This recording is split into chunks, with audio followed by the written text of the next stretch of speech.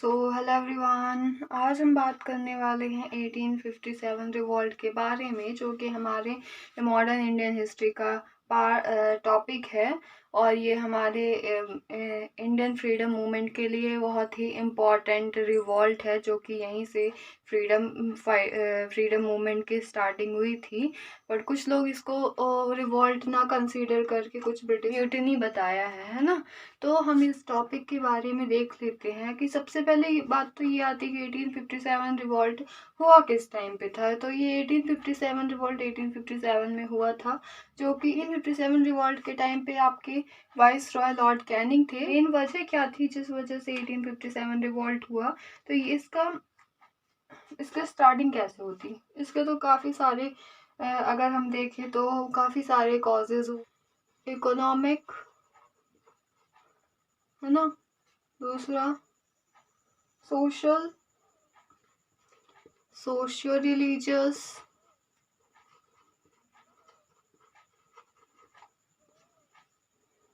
तीसरा आता है मिलिट्री, चौथा आता है आपका पॉलिटिकल, सोशल।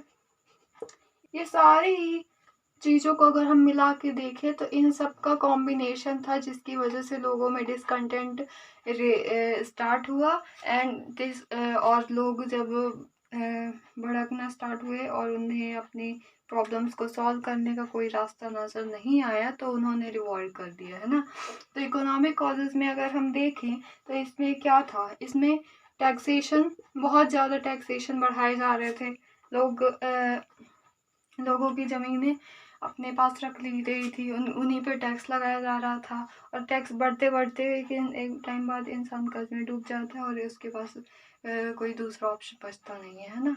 और तो कुछ और भी चीज़ों की बात करें तो डिस्क्रिमिनेटरी टैरिफ पॉलिसीज़ लगाई गई थी, है ना। तो यहाँ पे जैसे इंडियन गुड्स को अगर फॉरेन में बेचना है तो वहाँ के लिए हमको बहुत सारे टैक्स देने पड़ रहे थे। बट वहाँ अगर ब्रिटिशर्स को अपनी गुड्स को यहाँ पे ले आना है तो उनके लिए कम टैरिफ पॉलिसीज़ लगाई जा रही थी, है ना। तो ऐसे काफ़ी सारे रीजंस थे जिसकी वजह से 1857 रिवॉल्ट का इकोनॉमिक कॉजेज़ हुए ये। और सोशल रिलीजियस में अगर हम देखें तो यहाँ पे सती अबॉलिशन हो गया था। ये कब हुआ था आपका, ये हुआ था 1829 के टाइम पे, है ना।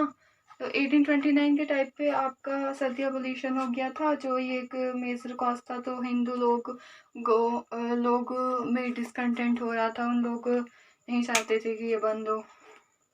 बट ये बहुत अच्छा स्टेप था जो कि लिया गया था। और window remarriage,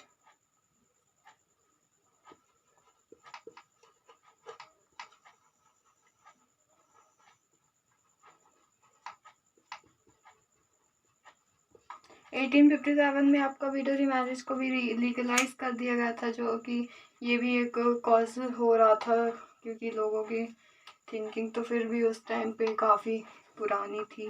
religious disabilities act, जो कि 1857 में इसको लाया गया था। तो इनमें क्या हुआ था कि ये टेम्पल और टैक्स पे भी टेम्पल और मॉस्क पे भी इन्होंने टैक्स लगाना स्टार्ट कर दिया था, जो कि वर्शिप तो सब करते ही हैं। और जब टेम्पल और मॉस्क पे टैक्स लगाना स्टार्ट किया तो लोगों में और ज़्यादा गुस्सा भड़क उठा ना। और मिलिट्री कॉजेज़ की बात करें तो यहाँ पे इनफील्ड राइफल को इंट्रोड्यूस कर दिया गया था, जो कि उनमें सिपॉयज़ में जो आपके सोल्जर्स थे, तो उनके लिए जो कि इसमें जो काऊ का पेग ऐड कर गया था, उसको थोड़ा सा दांत से निकालना था, फिर उसके बाद राइफल में फिल करना था, है ना। तो जो कि काऊ और पिग हिंदू का सेक्रेड माना जाता है यहाँ का। तो इस वजह से हिंदूज में और सिपॉयज़ में डिसकंटेंट राइज हो गया, है ना। तो ये भी एक रीज़न बना। दूसरा, अगर पॉलिटिकल की बात करें तो काफ़ी सारी ग्रीडी पॉलिसीज़ और अवध को नेक्स्ट कर लिया गया। डॉक्ट्रिन ऑफ लैप्स इसका मेजर कॉज है।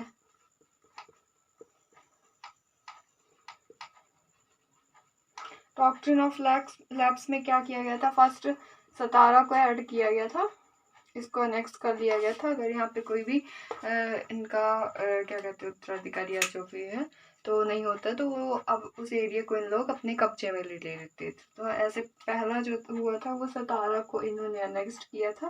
देन उसके बाद इन्होंने झांसी को अनेक्स्ट कर लिया था। देन उसके बाद नागपुर को और उसके बाद संबलपुर।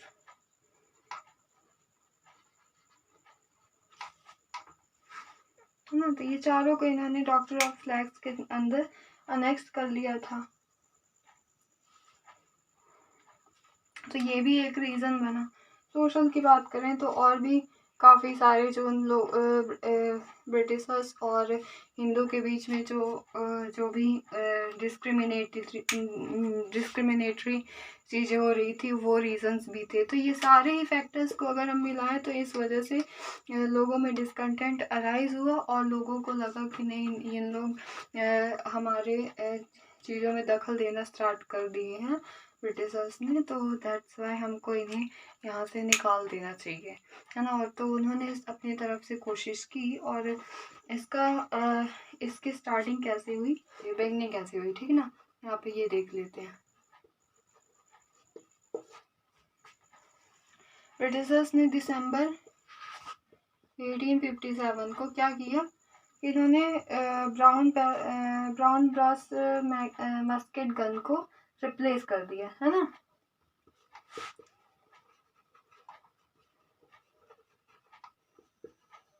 मस्केट गन इन्होंने रिप्लेस कर दिया और इसकी जगह पे इन्होंने इनफील्ड राइफल ला दी। इनफील्ड राइफल लाई, ठीक है। और इसकी जो मजल थी, है ना, तो इसको जो क्या था तो कि इसको माउथ से थोड़ा सा बाइट करना पड़ता था, है ना। उसके बाद ही हम इसको राइफल में डाल सकते थे। इसमें जो मटेरियल डाला गया था वो काऊ एंड पिग का था, तो जो कि हिंदूज के लिए ये सैक्रेड माने जाते हैं। तो इस वजह से इन लोगों में गुस्सा आया, है ना, और ये इसको यूज़ करने से इन्होंने मना कर दिया था कि हम इसको इस्तेमाल नहीं करेंगे। और इसकी वजह से सिपॉयज को लगा कि ये हमारी रिलीजन अब डेंजर में है, तो दैट्स वाई हमको एक और हम कुछ नहीं कर सकते, दैट्स वाई इन्होंने रिवॉल्ट स्टार्ट किया। तो यहाँ पे रिवॉल्ट स्टार्ट कैसे होता है ना, रिवॉल्ट बेगिन हो गया। तो यहाँ पे स्टार्ट कहाँ से हुआ, ये 10 मई 1857 को हुआ, जो कि मेरठ से स्टार्ट हुआ था, है ना। मेरठ से यहाँ पे दिल्ली से 58 किलोमीटर है, 58 किलोमीटर दूर है मेरठ, वहीं से स्टार्ट हुआ था ये। थर्ड नेटिव इन्फेंट्री जो मिलिट्री फोर्स थी, इन्होंने इसको स्टार्ट किया था, है ना। और फिर उसके बाद यहाँ पे 34th जो नेटिव इन्फेंट्री थी,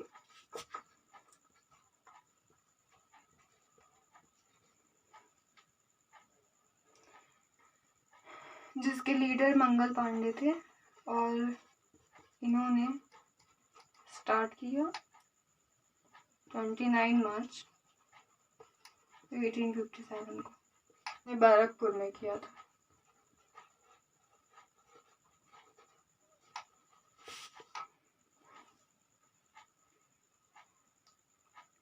तो इन्होंने क्या किया कि इन्होंने मना कर दिया कि हम इस फील्ड राइफल का इस्तेमाल नहीं करेंगे। और उसके बाद मंगल पांडे ने क्या किया कि सर्जेंट के ऊपर ले जाके फायर कर दिया, जिनका नाम था सर जॉन बर्नेट हेयरसी, है ना। तो इन्होंने जैसे ही सर्जेंट के ऊपर फायर किया और जैसे इनके ब्रिटिशर्स को पता चला तो उन्होंने इनको हैंग कर दिया। और फिर उसके बाद ये मूवमेंट यहीं स्टार्ट नहीं हुआ इसका और इन लोग गए दिल्ली पहुंचने के बाद इन्होंने अपने जो कि मेन लीडर तो कोई था नहीं, तो ये अपने मास कम्युनिकेशन के लिए इन्होंने बहादुर शाह जफर को अपना लीडर घोषित कर दिया, ठीक ना। जफर को इन्होंने जो कि हमारे दिल्ली के एकमात्र किंग बचे हुए थे, वो काफ़ी बूढ़े हो चुके थे, तो इन्होंने इनको अपना किंग प्रोक्लेम किया और इन्होंने बोला कि चलो ठीक है, ये हम तो आपकी तरफ से रेडी होते हैं। में से इन्होंने काफ़ी सारे किंग्स को, अदर स्टेट के किंग्स को भी लेटर लिखा एंड इन्होंने बोला कि ठीक है, अब हम सबको इन्फॉर्म करते हैं। तो इसका जो मूवमेंट का जो असर है तो वो काफ़ी इंडिया की अदर स्टेट में भी पड़ा, जो कि हम देख लेते हैं कहाँ पे पड़ा। तो अगर हम इंडिया की बात करें,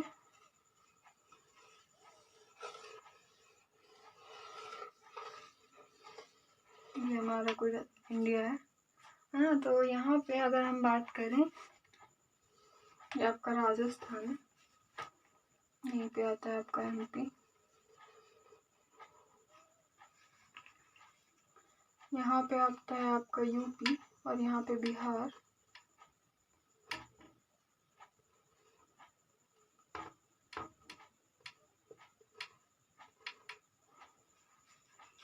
ना, यहाँ पे आपका असम, ये UP, ये MP और ये राजस्थान। तो राजस्थान के अलवार से जो हमारे लीडर थे उनका नाम था। तो अगर हम दिल्ली की बात करें तो यहाँ के लीडर कौन था, यहाँ के लीडर बख्त खां थे, जनरल बख्त खां। ये बहादुर शाह के तरफ से नॉमिनेट किए गए थे, तो वहाँ की लीडरशिप इनके हाथ में थी। और वहाँ का जो सप्रेसर था वो जॉन निकलसन था। तो जॉन निकलसन ने यहाँ इस रिवॉल्ट को ख़त्म कर दिया और ये रिवॉल्ट 11 मई से लेके 20 सितंबर 1857 तक दिल्ली में चला, है ना। तो दिल्ली का जो लीड कर रहे थे उनका नाम जनरल बख्त खां था, और वहाँ जिन्होंने सप्रेस किया उनका नाम जॉन निकलसन था। और 11 मई से 20 सितंबर 1857 तक ये रिवॉल्ट चला वहाँ पे। और उसके बाद आता है कानपुर से जो लीड कर रहे थे, ये सब आएंगे UP में, ये सारे डिस्ट्रिक्ट्स।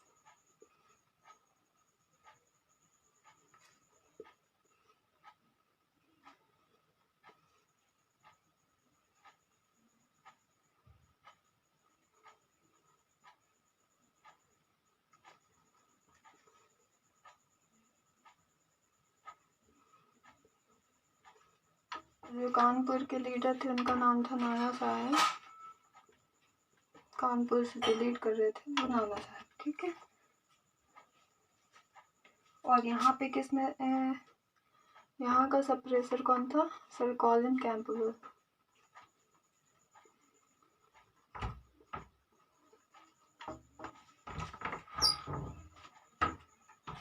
तो यहाँ पे 4 जून से लेके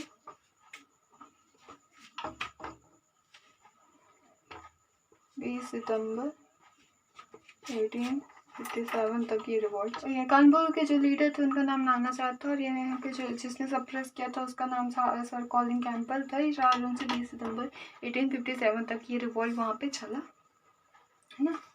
फिर उसके बाद आती है बात लखनऊ की, ये भी UP में है।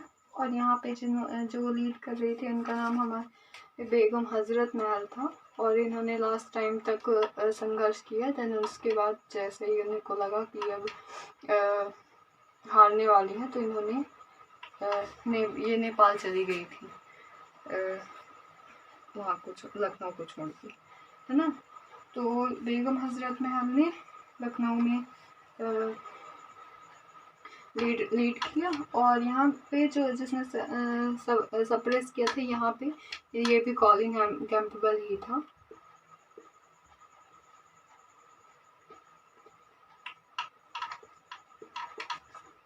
कॉलिन कैंपबेल ने ही यहाँ पे भी सप्रेस किया था। तो 4 जून से लेके 21 मार्च तक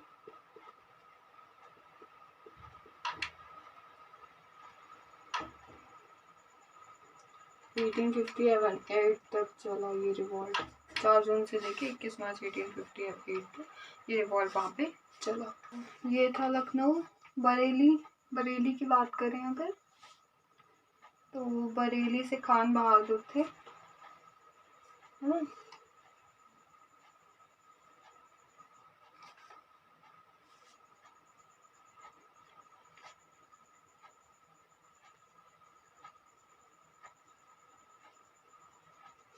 खान बहादुर बरेली से लीड कर रहे थे। बिहार की बात करें तो बिहार में कुंवर सिंह थे।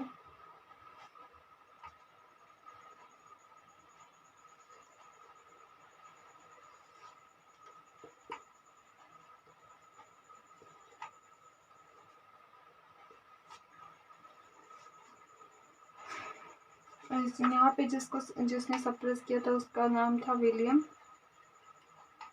टेलर और विंसेंट एयर, जिन्होंने यहाँ पे सप्रेस किया था रिवॉल्ट को। कब किया, कब तक ये रिवॉल्ट चला? ये अगस्त 1857 से लेके दिसंबर 1858 तक ये रिवॉल्ट यहाँ पे चला। तो ये था। और फैज़ाबाद की बात करें तो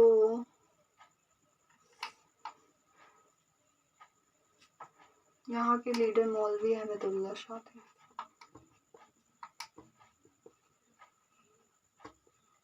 झांसी की बात करें, झांसी हमारे एमपी यूपी के बॉर्डर पे है ना। तो यहाँ की बात करें तो यहाँ पे तो आपको पता ही होगा, हमारी मोस्ट पॉपुलर लीडर जिनका नाम है रानी लक्ष्मीबाई। और ब्रिटिशर्स ने इनको देख के खुद ही बोला था कि और इतने लोगों के बीच में ये सिर्फ एक अकेला आदमी है जिन्होंने इनकी वीरता को देख के अंग्रेज भी काफ़ी प्रभावित हुए थे, है ना। तो ये एक हमारी मोस्ट पॉपुलर लीडर थी, इन्होंने काफ़ी संघर्ष किया।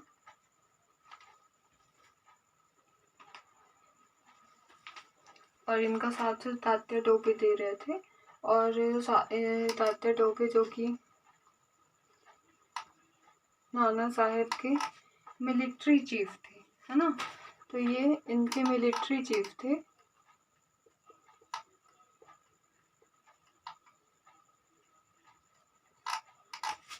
तो तात्या टोपे नाना साहब के मिलिट्री चीफ थे। जब इनका रिवॉल्ट ख़त्म हुआ तो उसके बाद इन्होंने रानी लक्ष्मीबाई का साथ दिया और इनके रिवॉल्ट को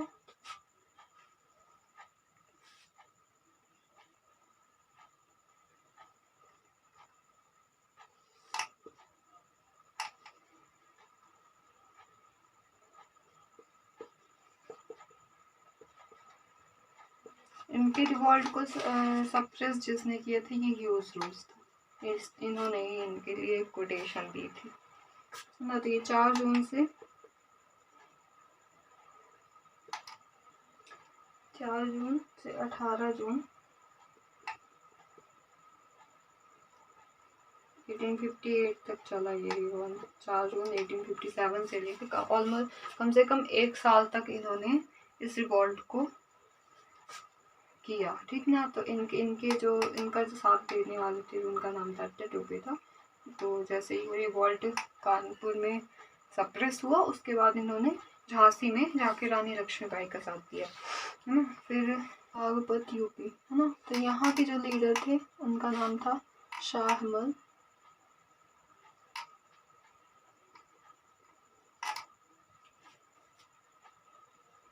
और यहाँ पे जिसने सप्रेस किया उसका नाम दुर्लभ था। इलाहाबाद में जो लीड कर रहे थे उनका नाम लियाकत अली था।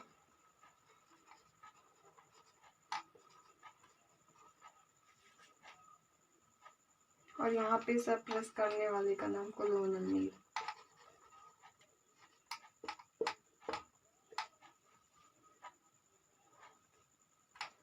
5 जून से लेके मार्च तक।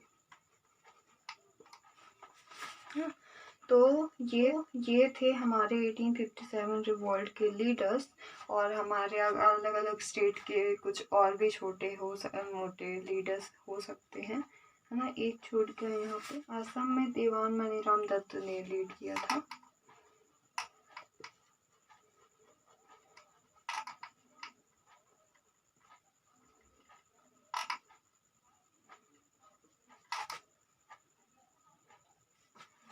जो कि अंग्रेजों ने लोगों को डराने के लिए इन्हें काट के लटका दिया था, ताकि लोग डरें। और है ना, तो ये थे हमारे लीडर जिन्होंने 1857 रिवॉल्ट को काफ़ी भारी मात्रा में सपोर्ट किया। इन्होंने पहली आवाज़ उठाई जिसके लिए तो अंग्रेज़ों को इस रिवॉल्ट के बाद तो ये तो पता चल चुका था कि यहाँ पे कुछ ना कुछ ऐसा बनाना पड़ेगा, है ना। कुछ ताकत ऐसे इस्टेब्लिश करनी पड़ेगी, ये लोग इतनी आसानी से ऐसे मानने वाले नहीं हैं। और इसके बाद जो इन्होंने सब अपने अपने वाइस रॉयस को ऑर्डर दिए सारी जगह पे इस रिवॉल्ट को जल्द से जल्द ख़त्म करने, सप्रेस करने का, किसी भी तरह सप्रेस करने का ऑर्डर दे दिया, है ना। तो ये रिवॉल्ट तो कम से कम 1 साल चला एंड देन उसके बाद सरवाइव नहीं कर पाया एंड कोई मेजर चेंजेस भी नहीं हो पाए। तो ये रिवॉल्ट को लीडर्स ये थे जिन्होंने अपना बलिदान दिया इस संघर्ष के लिए, है ना। दिल्ली से जनरल बख्त खान इनके अपॉइंट किए गए लीडर थे, है ना। खान बहादुर बरेली से थे, कानपुर से नाना साहब थे, बागपत से शाहमल थे, लखनऊ से बेगम हजरत महल, फैज़ाबाद मौलवी अहमदुल्ला शाह, असम से दीवान मनीराम दत्त, बिहार से कुंवर सिंह, है ना। और झांसी से रानी लक्ष्मीबाई, अलवार से लियाकत अली, ये सारे हमारे लीडर्स थे, है ना। फेलर्स भी है ना, जिसकी वजह से ये रिवॉल्ट ज़्यादा मेजर नहीं चेंज कर पाया। तो उनमें से कोऑर्डिनेशन और लैक ऑफ लीडरशिप इसके मेन कॉजेज़ हैं, जो कि हमारे यहाँ के ही लोग ब्रिटिशर्स का कुछ लोग ब्रिटिशर्स का सपोर्ट कर रहे थे। दैट्स वाई हमारी इंफॉर्मेशन वहाँ तक जा रही थी, उन लोग सतर्क हो गए और ये इस रिवॉल्ट को मास स्केल में लीड नहीं कर पाए। हमारी चीज़ें कमज़ोर पड़ने लगी, है ना। इसके इफेक्ट जो पड़ा, कंपनी रूल को अबॉलिश कर दिया, है ना। तो यहाँ पे अब कंपनी का रूल नहीं चलेगा।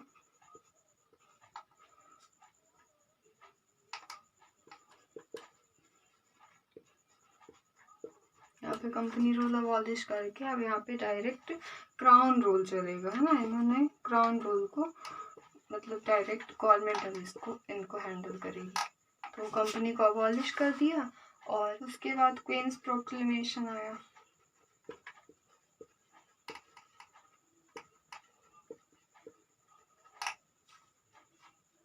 एक नवंबर 1858 को, है ना। तो इन्होंने क्या किया कि इन्होंने इस एडमिनिस्ट्रेशन को अल्टर्ड कर दिया, है ना।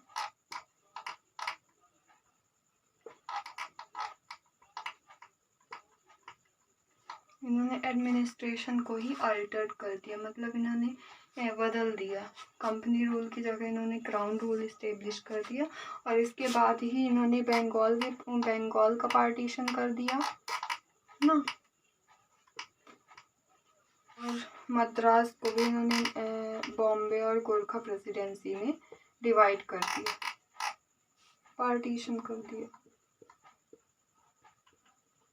बंगाल और मद्रास का, है ना। और कुछ और भी इन्होंने आर्मी को रीऑर्गेनाइज कर दिया, है ना, पहले से भी ज़्यादा सख्त, और काफ़ी सारे सोल्जर्स को यहाँ वहाँ कर दिया और ना कुछ स्ट्रिक्ट रूल्स भी डाल दिए। तो ये इसका मेजर इफेक्ट पड़ा 1857 रिवॉल्ट का। कोटेशंस भी देखी जाए तो यहाँ पे आरसी मजूमदार ने बोला था नाइदर फर्स्ट, है ना, नाइदर फर्स्ट और नेशनल वॉर ऑफ इंडिपेंडेंस। ना तो ये पहला वॉर है और ना ही ये नेशनल वॉर है ना। तो ये अलग ही है, ये म्यूटिनी इन्होंने कंसीडर कर दी इसको। ना तो नेशनल वॉर माना गया इंडिपेंडेंस के लिए, और ना तो पहला और ना ही आखिरी, है ना। तो इन्होंने इसको जस्ट म्यूटिनी कंसीडर कर दिया। वीडी सावरकर ने बोला, वीडी सावरकर ने इसको वॉर ऑफ इंडिपेंडेंस बोला ना। तो इन्होंने इसको वॉर ऑफ इंडिपेंडेंस कंसीडर किया। हाँ, ये हमारे इंडिपेंडेंस का पहला वॉर था।